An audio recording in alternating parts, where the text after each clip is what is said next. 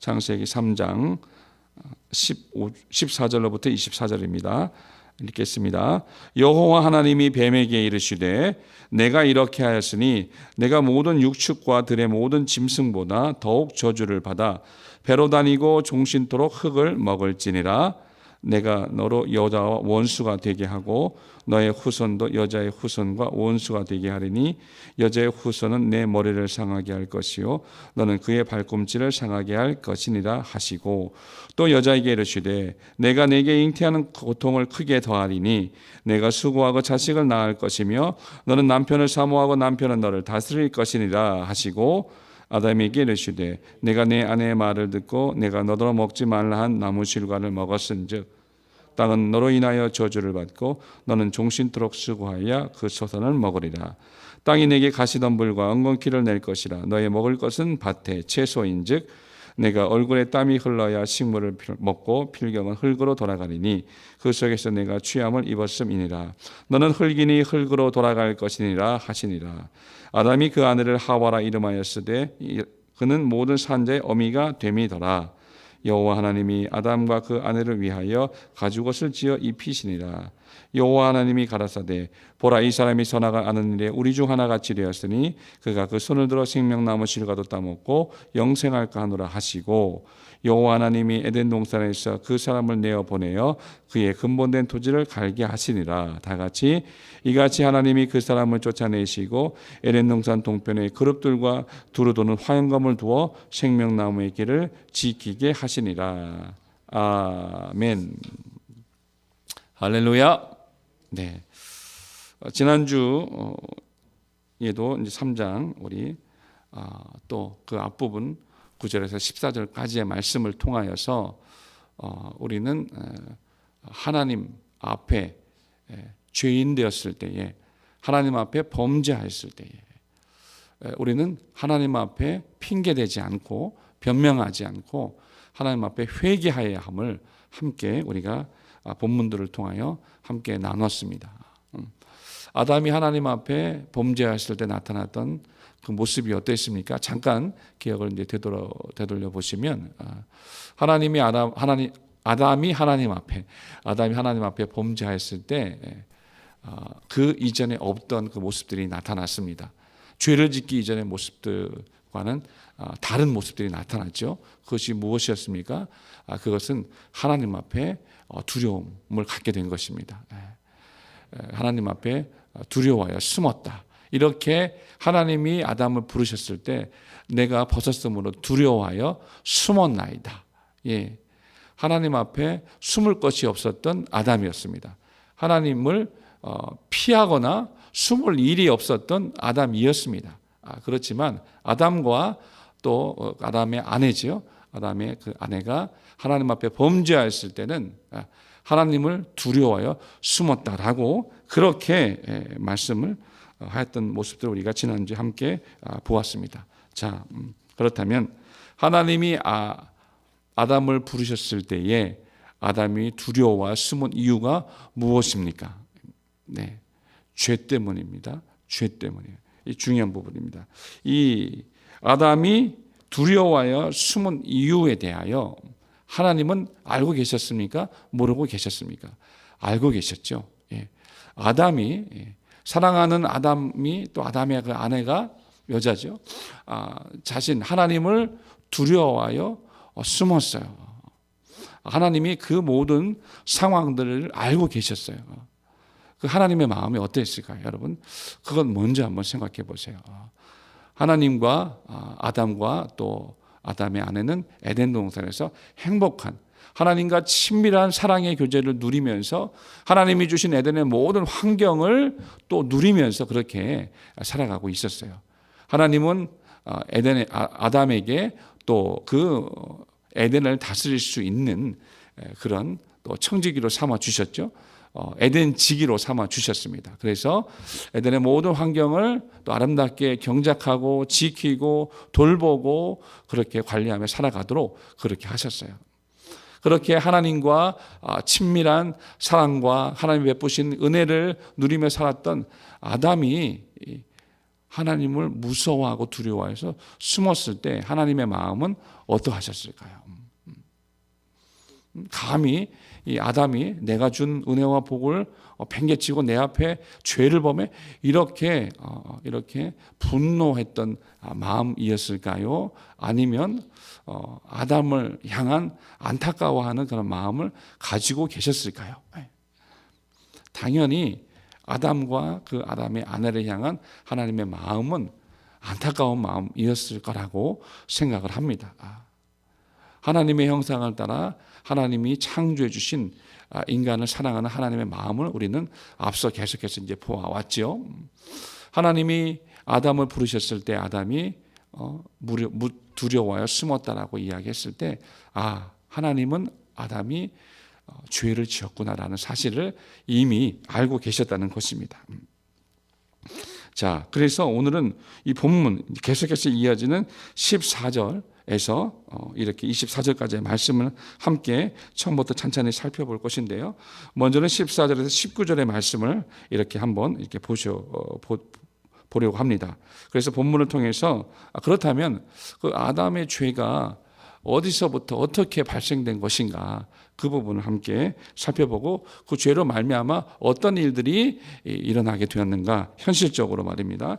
그것을 한번 우리가 살펴보도록 하겠습니다.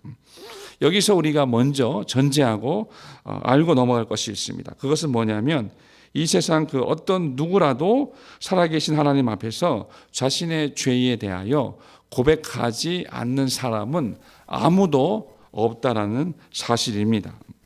오늘 본문에서도 지난주 본문에서도 아담은 그 자신의 죄를 하나님 앞에 실토했습니다.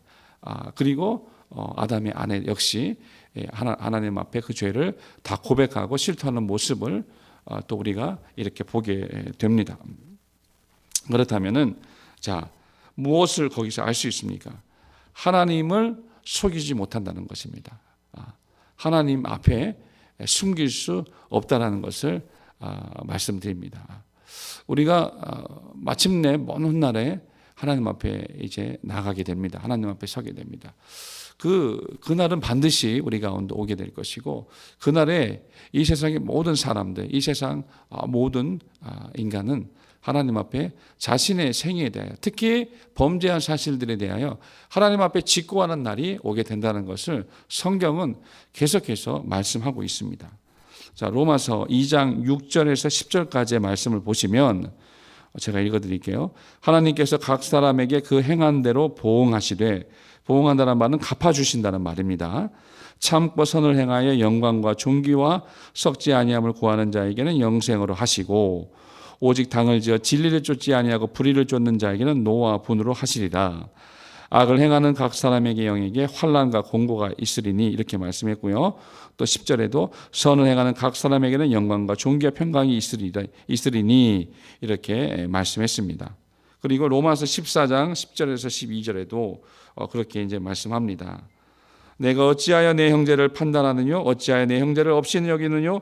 우리가 다 하나님의 심판대 앞에 서리라. 기록되었으되 주께서 가라사대 내가 살았노니 모든 무릎이 내게 무릎 꿇을 것이요 모든 여가 하나님께 자백하리라 하였느니라. 이러므로 우리 각인이 자기 일을 하나님께 짓고 하리라. 이렇게 말씀했어요. 그러니까 그렇습니다. 하나님 앞에 모든 사실들에 대하여 특히 죄를 범한 사실들에 대하여 직접 고하는 날, 그 하나님 앞에 고백하는 날들이 다 오게 된다는 것이고 또 본문을 통하여서도 우리가 계속해서 알 수 있는 것은 뭐냐면 하나님 앞에 피하거나 숨지 못한다는 사실입니다. 아나니아와 삽비라가 하나님의 성령을 속였어요. 하나님의 성령을 속인 사실들에 대하여 그들이 숨기거나 피할 수 있었습니까? 아니요. 숨기거나 피하지 못합니다. 모든 것은 다 드러나게 됩니다. 모든 것은 다 하나님이 우리가 살았던 인생들에 대하여 결산하는 날이 이제 오게 됩니다. 결산하는 그날에 우리는 이 땅을 살아왔던 모든 우리의 생애와 우리의 죄에 대하여 하나님 앞에 고백하는 날이 온다는 것입니다. 매우 이것은 중요한 사실입니다. 그렇기 때문에 우리가 이 땅을 살고 있을 이때가 그 영적인 이제 관점으로 믿음의 관점으로 볼 때 회개할 수 있는 기회를 얻게 되는 그러한 순간이기도 한 것입니다. 그래서 우리는 예전에도 잘 그것을 배웠습니다. 이 땅을 사는 날 동안에 우리는 하나님 앞에 회개할 기회를 얻게 되고, 그리고 하나님 앞에 회개한 자는 진실한 회개를 통하여 회개에 합당한 열매를 맺으며 삶을 살아가는 것입니다. 그것이 믿는 이들이 마땅히 이 땅을 살아나가는 삶인 것입니다. 자, 오늘 본문에서 하나님은 아담이 그 아내의 말을 듣고 죄를 범했다는 것을 이제 아셨어요. 그죠? 그리고 아담의 아내도 뱀의 유혹을 받아서 범죄했다는 사실들에 대하여 분명히 알고 계셨습니다. 그래서 하나님께서는 지금 오늘 14절에서 자, 먼저 19절의 말씀들을 통하여서 각각 하나님이 물어보세요. 각각. 예. 여자에게, 뱀에게 먼저 얘기하시고, 그리고 그 다음에 또 여자에게 16절에 보니까 이르시고, 그 다음에 17절 이하에는 또 아담에게 이르십니다. 14절에는 뱀에게 14절 한 절의 말씀을 통하여 하나님께서 말씀하셨고, 또 14절 15절이죠. 이 두 절을 통하여서 하나님은 뱀에게 말씀하셨고, 16절은 여자에게 말씀하신 것이고요, 17절부터 19절은 아담에게 말씀하신 것입니다.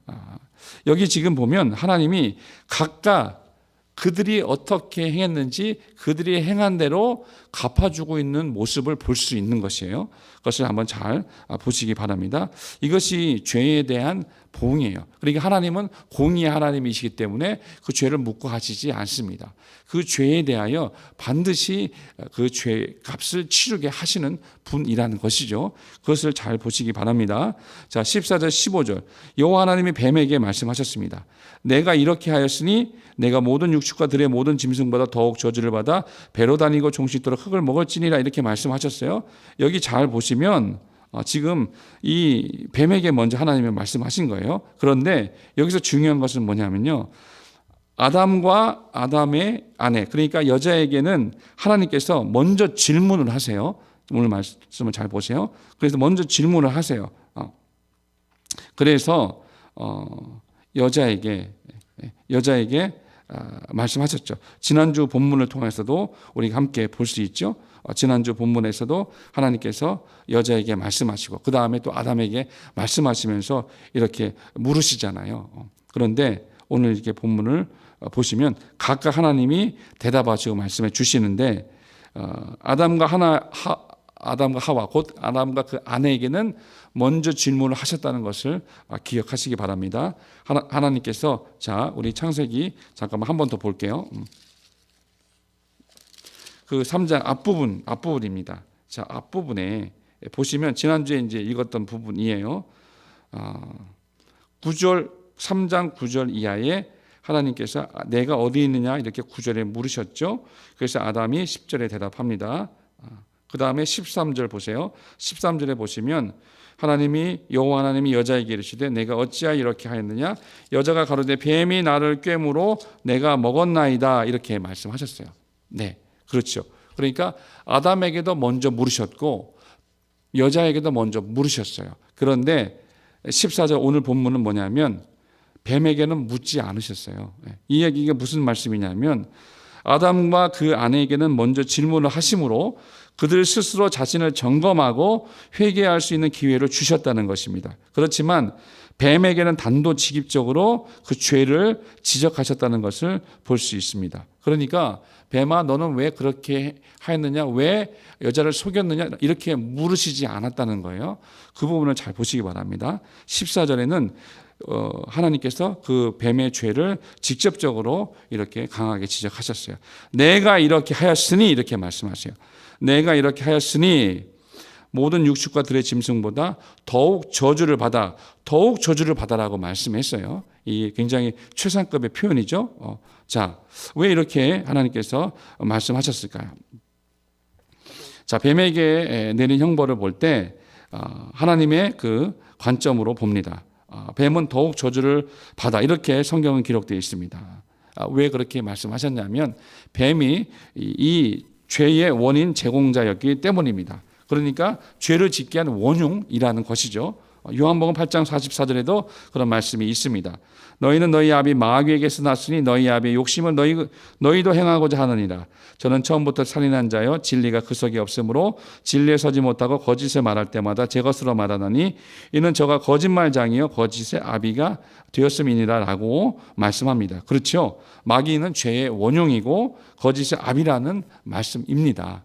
그러니까 이 뱀에게 형벌이 임할 때 더욱 저주를 받아라고 이렇게 하나님이 말씀하셨는데, 그것은 그가 죄의 원인 제공을 했기 때문에 그렇게 말씀하였고, 둘째로 인간을 유혹해서 죄를 짓게 함으로써 하나님과 인간의 관계를 파괴시켰기 때문입니다. 그렇죠. 생각해 보세요, 여러분.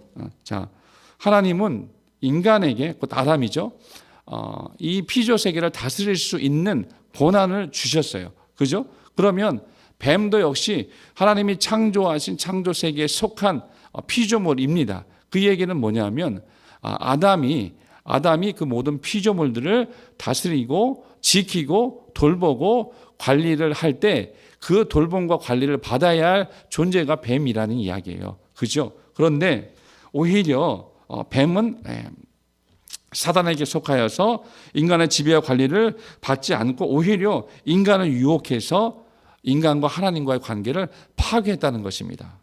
이것이 잘못된 것이죠. 그렇기 때문에 하나님의 창조 질서도 그르치는 것뿐만 아니라 하나님의 형상을 따라 지음받은 인간을 유혹하여 속였기 때문에 더욱 저주를 받아라고 이렇게 말씀하여 주신 것입니다. 그러니까 더 구체적으로 이야기를 해봅니다. 공의로우신 하나님은 죄를 범한 모든 존재들에게 벌을 내리시지만 특별히 더 교활하고 간교한 존재에게는 더 큰 형벌을 내리시는 것입니다. 그렇죠. 뱀은 원래 창세기 3장 1절 이하에도 하나님이 지은 모든 들짐승 중에 가장 영리하고 간교했어요. 굉장히 지혜로웠다는 것이죠.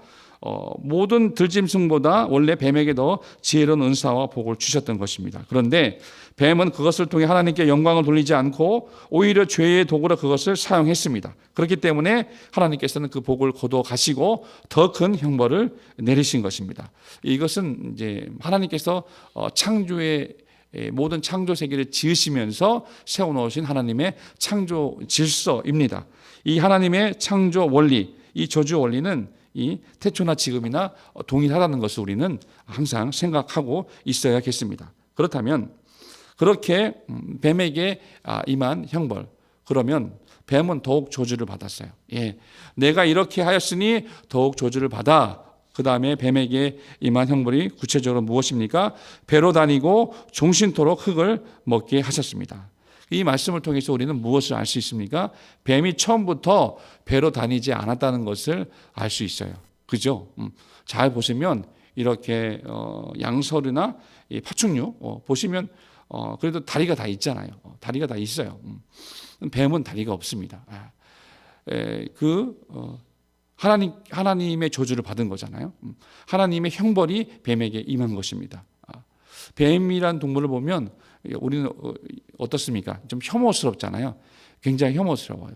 그 이전에는 뱀에게 하나님의 형벌이 임하기 전에는 뱀이 배로 다니지 않았다는 것입니다.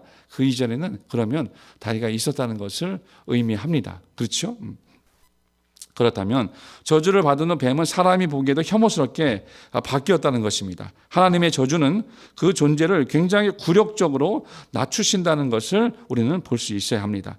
하나님께 영광 돌려야 할 그 지혜가 악의 도구가 되었을 때 조금 전에 말씀드렸던 것처럼 하나님은 주셨던 그 처음의 복을 거두어 가시고 굉장히 수치스럽고 굴욕스러운 존재가 되게 하셨다는 것이죠. 그렇습니다. 그리고 뱀에게 임한 형벌은 흙을 먹게 될 것. 종신토록 흙을 먹을지니라. 여기 종신토록이라는 그 말이 히브리어 원어의 뜻은 어떻게 되냐면요, 살아있는 모든 날 동안 단 한순간도 빠짐없이, 이런 뜻입니다. 살아있는 모든 날 동안 단 한순간도 빠짐없이 그렇게 흙을 먹으며, 그렇게 이것은 흙을 먹는다는 표현은 굉장한 굴욕과 수치를 의미하는 것이거든요. 그러니까 다리가 아닌 배로 땅을 기어다니며 먹이를 잡아 먹으며 평생 티끌을 함께 먹으며 사는 비참한 운명이 되어버렸다라는 것을 그렇게 운명합니다. 자, 그 다음에 뱀에게 임한 두 번째 형벌은 무엇입니까? 그것은 이제 15절에 있는 말씀 다시 한번 읽어드릴게요. 내가 너로 여자와 원수가 되게 하고 너의 후손도 여자의 후손과 원수가 되게 하리니 여자의 후손은 내 머리를 상하게 할 것이요 너는 그의 발꿈치를 상하게 할 것이니라. 이렇게 말씀하셨습니다. 자, 하나님은 뱀에게 여자와 원수가 되게 하는 형벌을 내리신 것입니다. 여기서 원수라는 뜻의 히브리어는 에바라는 이제 단어인데요. 이것은 이제 증오라는 뜻인데 이 뜻의 의미가 어떤 의미냐면 잘 들어보세요, 여러분. 목숨 걸고 싸울 수밖에 없는 대적에게 품은 삭힐 수 없는 원한. 이 뜻이 이제 에바라는 뜻이에요. 다시 한번 읽어드릴게요. 목숨 걸고 싸울 수밖에 없는 대적, 그 대적에게 품은 삭힐 수 없는 원한, 그것이 이 원수라는 뜻입니다. 그러니까 우리 요즘 말로 표현하면 이 철천지 원수, 도저히 가까워질 수 없는, 평생 가까워질 수 없는 그 원수로 말 그대로 원수로 살 수밖에 없는, 그 증오하며 살아갈 수밖에 없는 그러한 이제 관계가 되게 하셨다는 것이거든요. 그래서 여기 원수가 되게 한다라는 그 뜻은 구체적으로 증오를 가슴에 품고 가슴에 놓게 한다는 뜻인데, 따라서 너로 여자와 원수가 되게 하고라는 이 뜻은 뭐냐면 내가 너와 그 여자 사이에 증오를 놓을 것이다라는 그런 의미입니다. 그러니까 하나님께서 그 여자와 그 뱀, 그리고 구체적으로 여자의 후손과 뱀의 후손 마찬가지 같이 영원한 철천지의 원수, 철천지 증오를 품은 관계, 그런 관계가 되게 할 것이라는 그런 이야기입니다.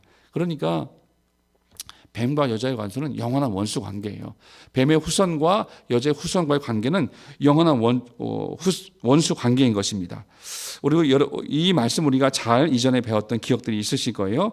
여자의 후손은 예수 그리스도를 상징합니다. 그리고 예수 그리스도께 속한 모든 하나님의 자녀도 이에 해당합니다. 그러니까 구체적으로 그리스도인과 사단도 역시 영원한 원수 관계라는 것입니다. 그렇죠.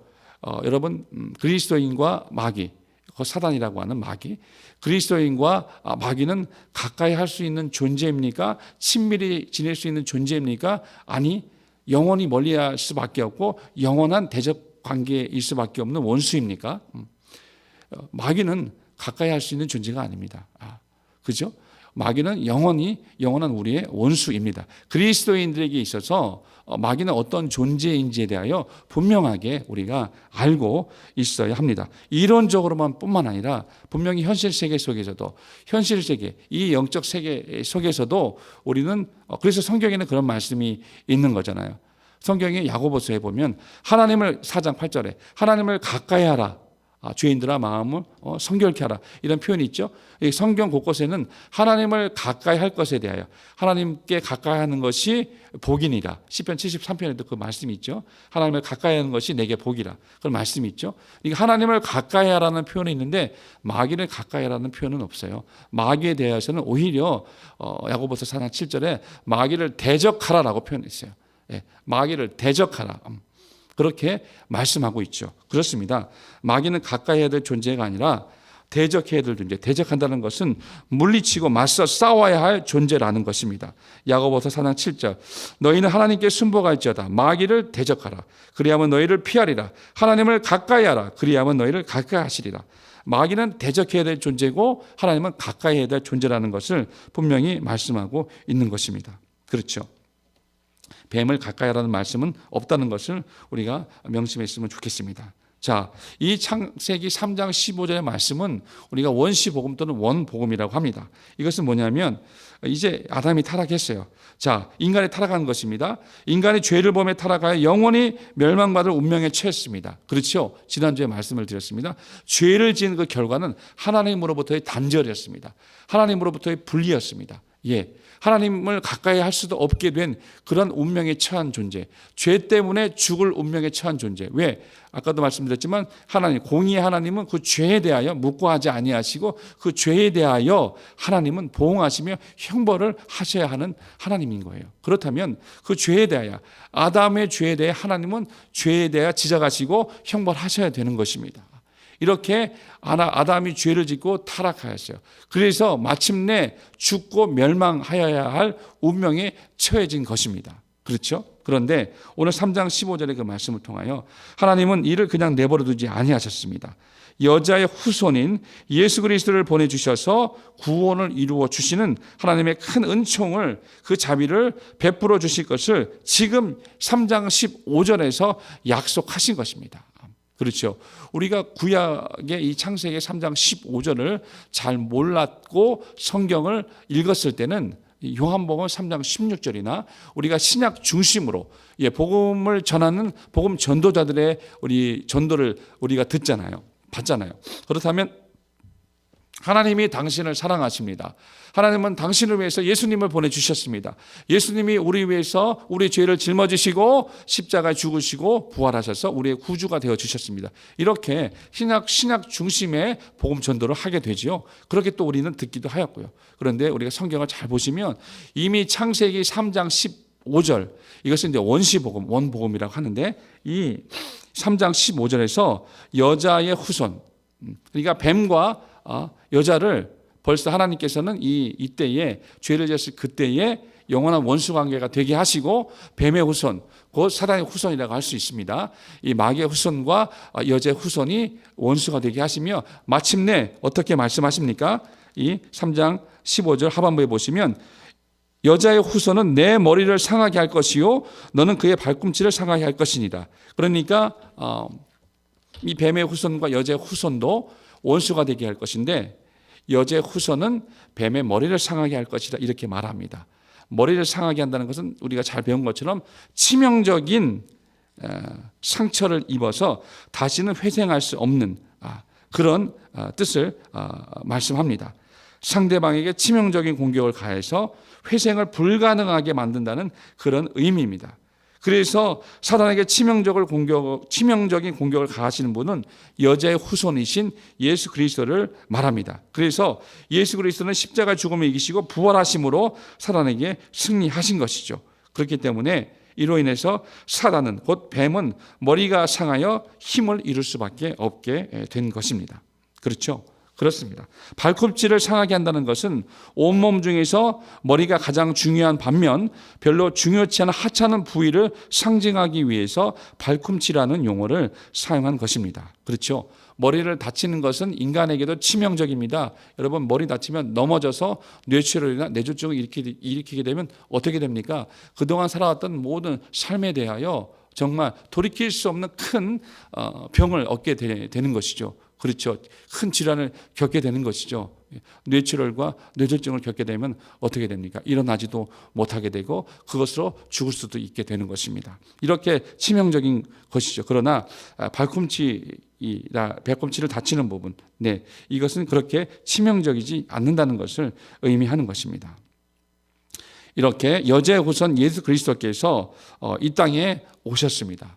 실제로 이 일은 이루어진 것입니다. 그래서 오늘날 예수 그리스도를 통하여 하나님의 아버지라 부른 모든 하나님의 자녀들은 역시 예수 그리스도의 죽음과 부활을 통하여 사망을 이기시고 승리하신 그 승리의 권세를 우리도 이 땅을 살면서 그렇게 세상 가운데 선포하고 모든 영적 세계 속에서도 이것을 선포하면서 마귀를 대적하여 하나님의 승리를 선포하며 이 땅을 살아나가는 것입니다. 할렐루야. 그런데 중요한 것은 뭐냐면 사단은 여자의 후손 예수 그리스도께서 이 땅에 오시지 못하게 하도록 어떻게 방해했습니까? 헤롯 시대에 그 2살 이하의 영아들을 다 학살했죠. 그리고 광야에서 예수님이 오셨을 그때에도 광야에서 시험했어요. 그리고 또 가롯 유다를 통하여서 마침내 그리스도를 배반하게 하고 십자가에 달려 죽게 했죠. 이러한 모든 이 악한 사단의 그 역사는 이 어떤 역사였습니까? 그리스도의 발꿈치, 그렇죠. 그 발꿈치를 발꿈치에 상처를 주는 그런 것에, 발꿈치를 상하게 하는 것에 불과했다는 것이에요. 그래서 그리스도의 구속사역을 중단하지 못하게 했고 마침내 그리스도께서는 십자가의 죽음과 부활을 통하여 사망 권세를 이기시고 그 발꿈치의 상처마저 완전히 치유되셨던 모습들을 우리에게 보여주셨습니다. 그래서 우리가 이 땅에서 신앙생활을 하실 때 저와 여러분은 이미 사망 권세를 이기시고 승리하신 예수 그리스도께 속하여 있는 자들임을 항상 명심하여 사시는 저와 여러분 되시기를 바랍니다. 그러므로 우리는 믿음을 사용하셔야 돼요. 우리가 가지고 있는 믿음은 죽은 믿음이 아닙니다. 산 믿음입니다. 그 믿음을 사용하여서 정말 원수 마귀를 대적하는 것입니다. 우리의 생각과 마음 가운데, 우리의 모든 상황과 환경 가운데 우리를 넘어뜨리고 우리의 믿음을 떨어뜨리며, 예수님이 시몬에게 말씀하셨잖아요. 누가복음 22장에서 말씀하셨어요. 시몬아 시몬아 사단의 밀가부르듯 너를 까보려고 한다. 너를 넘어뜨리려고 한다. 그러나 나는 내 믿음이 떨어지지 않기를 기도하였노니, 이렇게 말씀하시잖아요. 내 믿음이, 하나님 앞에 우리의 믿음이 죽어있는지 잠들고 있는지 살아있는지 항상 점검할 수 있어야 합니다. 산 믿음을 가져야 마귀를 대적할 수 있는 거예요. 산 믿음, 강하고 굳센 믿음이죠. 하나님 앞에 살아있는 믿음을 말합니다. 하나님께 나아가는 자는 반드시 그가 계신 것과 그가 자기를 찾는 자들에게 상 주시는 이심을 믿어야 할지니라, 히브리서 11장 6절에도 말씀을 했죠. 내 믿음이 하나님 앞에 죽어있는지 잠들어 있는지 살아있는지 살펴보세요. 점검해 보셔야 됩니다. 사한 믿음을 가진 자는 이 세상 가운데서도 마귀를 대적하는 것입니다. 예수 그리스도의 승리를 선포하는 것입니다.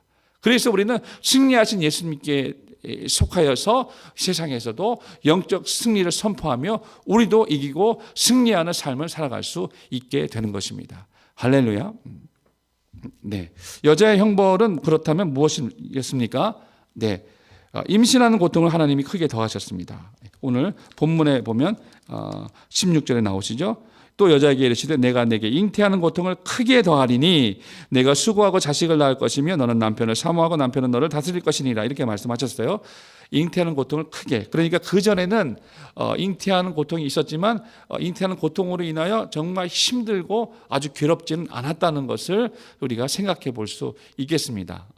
저는 이제 남자이고 또 남편이기 때문에 잉태하는 그 고통에 대하여 정말 생각하고 이론적으로는 이해할 수 있겠으나 그 깊은 또 아픔과 또 출산의 고통은 잘 모르지 않을까요? 모든 남자들이 아마 그러지 않을까요? 그런데 여기 계신 우리 권사님들이나 우리 집사님들은 정말 또 그러한 고통을 친히 경험해본 경험들이 있으시잖아요. 그렇다면 이 말씀이 어떤 말씀인지 더 잘 와닿을 수 있을 것 같아요. 임신하는 고통을 크게 더하신 것, 이 고통은 단순히 육체적인 고통뿐만 아니라 심적인 괴로움까지 포함한 전인적인 고난을 의미합니다. 그렇기 때문에 선악과를 따먹은 결과로 오는 이 해산의 고통은 장차 범죄의 결과로 인간이 당하게 될 모진 고통의 복사판이라고 할 수 있습니다. 이 고통을 통해서 죄의 무서움과 심각성을 깨닫고 죄를 멀리하도록, 그런 삶을 살도록 하나님께서 우리에게 깨닫게 해주고 계신다는 것이에요. 원래 여자가 임신하는 것은 자식을 잉태하는 것이죠. 하나님의 큰 축복이었지만, 그래서 생육하고 번성하여 땅에 충만하라는 하나님의 명령을 지킬 수 있었다는 것이죠. 임신하는 복은 하나님의 큰 축복이 맞습니다. 그렇죠? 그런데 그 복이 그 고통으로 바뀌게 된 것입니다. 이것이 여자의 범죄에 따른 그런 형벌입니다. 두 번째, 또 남편을 사모하고 남편이 아내를 다스리도록 한 것인데, 이것은 여자는 남자의 돕는 배필이라는 특권이 주어졌음에도 돕는 배필의 역할을 온전히 하지 않았을 때 그 지위를 하나님이 낮춰버린 것을 의미합니다. 그래서 다스릴 것이니라는, 남자가 지속적으로 여자를 다스리게 될 것이라는 어떤 예언을 의미하는데, 그러나 이 깊은 의미는 단지 여자에게 있어서 남자를 의지하라는 성향이 강해질 것을 의미하고 있다고 보시면 그것이 더 맞다고 볼 수 있겠습니다. 그렇다면 아담이 받은 형벌은 무엇입니까? 아담의 죄는 하나님의 말씀 대신에 아내의 말을 듣고 선악과를 따먹은 것입니다. 돕는 배필이기 때문에 아내의 말을 들어야 합니다. 그렇지만 아내의 말이 하나님의 말씀을 거스를 때는 하나님의 말씀을 들어야 합니다. 그렇기 때문에 아내의 말을 거절하지 못한 것이 아담의 죄가 되는 것입니다. 하나님은 아담에게 땅을 다스릴 수 있는 그 권한을 주셨죠. 그런데 아담이 이제 죄를 짓게 됨으로 인하여서 땅도 아담의 죄로 말미암아 저주를 받게 됩니다. 왜냐하면 이 아담이 땅을 다스리는 청지기로 하나님이 그 권한을 위임하여 주신 것이니까 주인의 그 위 권한이 있는 것이죠. 그런데 이 주인에게 속한 모든 피조물이 주인이 범죄할 경우에는 함께 저주를 받게 하셨다는 것입니다. 이것이 하나님의 창조 질서이기 때문에 그렇습니다. 그래서 땅이 저주를 받은 결과 가시덤불과 엉겅퀴를 내면서 사람에게 거역하기 시작합니다. 그렇죠. 그래서 이 땅도, 땅에 있는 모든 피조물도 이제 신음하고, 땅에 있는 모든 피조물도 그들이 주인을 거역하면서 원치 않는 결과물을 내는 것에 괴로워하고 있다는 것입니다.